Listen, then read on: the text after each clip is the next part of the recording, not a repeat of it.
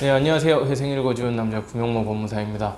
오늘은 회생이 아니라 파산에 대해서 알아볼 건데요. 개인 파산이라 그러면 채무자가 채무 초과 상태, 즉 지급불능 상태에 빠져 있을 때 그 채권 금액을 확정을 하고 그 다음에 파산 재단을 관리 및 환가 절차를 거쳐서 일부를 변제를 하고 변제하지 못한 금액은 면책을 받는 절차를 말합니다. 말이 어렵기는 한데요. 쉽게 말하면 내가 지금 채무가 내가 가진 재산보다 더 많을 때 그냥 내가 가진 재산으로 청산 절차 밟고 재산을 팔 건 팔고 해서 일부는 갚고 갚지 못한 돈은 탕감을 받는 제도라고 보시면 돼요. 개인 회생은 이제 3년 동안 채무를 나눠서 일부를 갚는 거죠. 일부든 전부든 변제를 하고 그 다음 못 갚은 채무 금액은 면책을 받게 되는데 반해서 개인 파산은 기간이 3년까지 가지 않고 보통 1년 내외에 면책 결정까지 마무리가 됩니다. 그리고 소득을 가지고 일부 변제를 하거나 하지 않고 내가 가진 자산을 가지고 환가 절차를 밟고 나서 갚지 못한 채무 금액은 바로 면책을 받게 되는 거예요.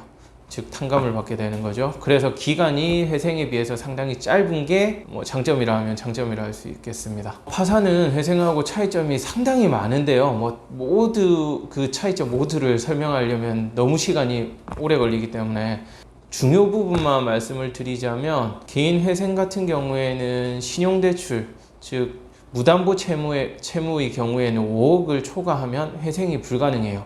담보대출의 경우에도 10억을 초과하는 경우에는 회생이 불가능합니다. 제가 실제로 사건 진행했던 것 중에서는 5억을 초과할 정도로 많은 채무를 부담하시는 분들은 많지는 않으세요. 잘 없는데 간혹 가다가 한 2, 3억 정도 채무가 있었는데 오래된 채무죠. 그 채무가 오랜 기간이 지나면서 연체이자가 붙어서 원금과 이자를 합쳐보니 5억이 넘어가는 경우, 그런 경우는 있었습니다. 그래서 여기서 채무 금액이라 하면 원금뿐만 아니라 이자도 포함한 금액이기 때문에 채무 금액이 오래됐다 그러면 이자를 미리 확인을 꼭 하시는 게 중요하겠습니다.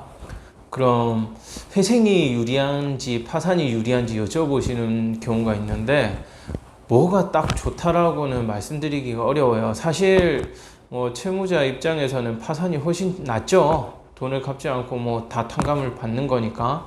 재산이 없다고 가정했을 때는 채무를 변제하지 않고 모두 탕감받는 거니까 파산이 유리하다고 볼 수 있습니다. 그렇지만은 파산이 무조건 받아들여지는 건 아니에요. 파산이 조건이 있거든요. 그렇기 때문에 파산을 하시기 위해서는 일단 자산이 있어도 가능하지만 자산을 환가 절차를 거치기 때문에 자산이 없는 경우가 유리하겠죠. 그 다음에 젊으신 분들은 사실 파산을 잘 안 받아주는 추세예요. 왜냐하면 젊으신 분들은 일을 할 수 있기 때문에 개인 회생을 하라고 실제 공고가 나옵니다. 파산을 신청을 해보면 법원에서 왜 파산을 신청했냐, 개인 회생을 하지 못하는 명확한 사유가 있느냐라고 물어봐요. 거기에 대해서 소명을 못하면은 파산에 대해서 기각 결정을 내릴 테니 회생을 하라고 그렇게 나옵니다. 그렇기 때문에 젊으신 분들 같은 경우에는 무조건 파산이 안 되는 건 아니에요. 그렇다고 해서 부양할 가족이 많으신 경우, 특히 부모님을 모시고 살아가는데 부모님이 아프시다든지 해서 병원비가 많이 들어가는 경우, 그렇게 해서 내가 수입은 있지만 병원비하고 최소한의 생활비를 빼고 나면 남는 돈이 없습니다. 이런 경우에는 파산 충분히 가능합니다. 아니면은 부양할 가족, 방금 말씀드린 부양가족 부모님뿐만 아니라 자녀가 많다든지 자녀 중에 아픈 자녀가 있다든지 아니면 배우자가 몸이 아프다든지 그런 특별한 사정이 있는 경우에는 파산이 가능하세요. 그리고 파산 기각 사유에는 많지는 않아요. 규정되어 있는 게 비용 미납이나 파산 원인의 부존재, 즉 소득 활동을 할 수 있는데 파산을 한다 그러든지 그런 경우죠. 그래서 파산 원인 부존재 같은 경우에는 나이, 경력, 자격증 종합적으로 판단을 해서 이제 결정을 하게 되는데요. 주로 나이를 많이 봐요. 나이를 많이 보고 그 다음에 건강 상태 이런 부분을 주로 고려하는 것 같아요. 그리고 개인 회생을 하고 계신 경우에는 파산이 당연히 파산이 기각이 되게 되어 있습니다. 그 외에 기각 사유는 소재 불명이나 아니면은 신청이 성실하지 못한 때 이렇게 규정되어 있는데 뭐 법원에서 달라는 서류를 제출하지 않는다거나 그런 경우니까 이런 기각 사유는 뭐 흔하지는 않겠죠.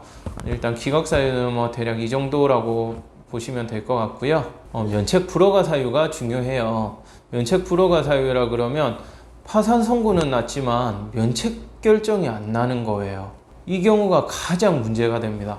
그러면 파산 선고만 나면 끝나는 거 아닌가요? 라고 여쭤보시는 경우가 있는데, 개인 파산은 반드시 면책 결정을 받아야 되는 거예요. 아니면은 파산에 따른 불이익만 받게 되거든요.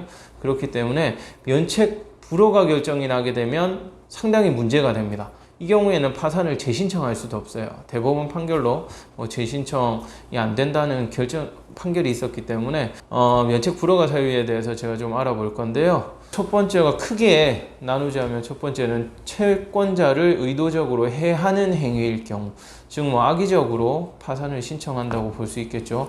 구체적으로 예를 들자면 허위의 채권자 목록을 제출하거나 허위로 재산 관련 서류를 제출하거나, 즉 재산이 있는데도 재산이 없다고 하면서 허위 서류를 제출하거나, 아니면 과도한 낭비를 했다거나, 즉 파산을 앞두고 과도한 채무를 발생시켜서 이를 낭비해버린 거죠.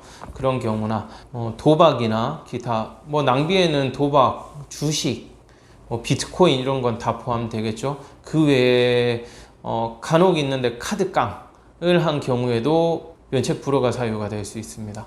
그 외에 면책 불허가 사유가 여러 가지 규정되어 있기는 한데요.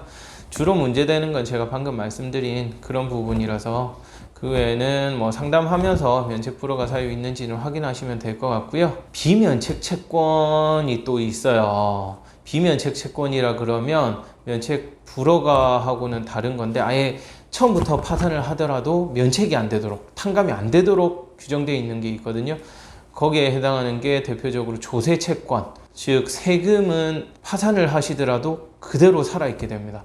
그 다음에 국민연금이나 건강보험료, 준조세로 보기 때문에 국민연금하고 연금보험료하고 건강보험료는 또 파산을 하시더라도 미납된 금액이 있으면 그대로 살아있게 돼요.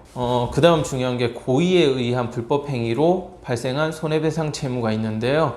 여기선 고의이기 때문에 내가 알고서 행한 불법행위만 포함됩니다. 그 다음에는 채무자가 고용한 피고용인의 임금이라든지 퇴직금 같은 경우에도 면책이 안 되도록 되어 있고요. 악의적으로 채권자 목록에서 누락시킨 경우에도 면책이 안 돼요. 여기서 중요한 건 악의적으로기 때문에, 악이라 그러면 내가 이 채권자가 있는 걸 알면서도 누락시킨 경우예요. 사실 이런 경우는 거의 없다고 보시면 되기 때문에, 근데 실수로 있었지만 빠뜨린 경우가 있으니까 그 파산을 진행하는 중간중간에라도 채권자 빠진 거 있는지 확인하시는 게 중요하겠습니다. 그 다음엔 양육비, 부양료도 면책이 안 되도록 되어 있거든요. 그렇기 때문에 혹시라도 파산을 앞두고 이혼을 하셨다 하더라도 양육비랑 부양료는 면책이 안 되시니까 잘 지급하셔야 되겠고요. 학자금, 대출 원리금도 특별히 면책이 안 되도록 규정이 되어 있어요. 방금 말씀드린 8가지 정도가 비면책 채권으로 규정되어 있습니다. 그래서 파산을 하더라도 면책이 안 되신다는 거 알고 계시면 될 것 같고요. 네, 오늘은 파산에 대해서 알아봤는데요. 좀 구체적으로 알아보기 위해서는 너무 많은 시간이 소요되기 때문에 오늘은 좀 포괄적으로 알아봤고요.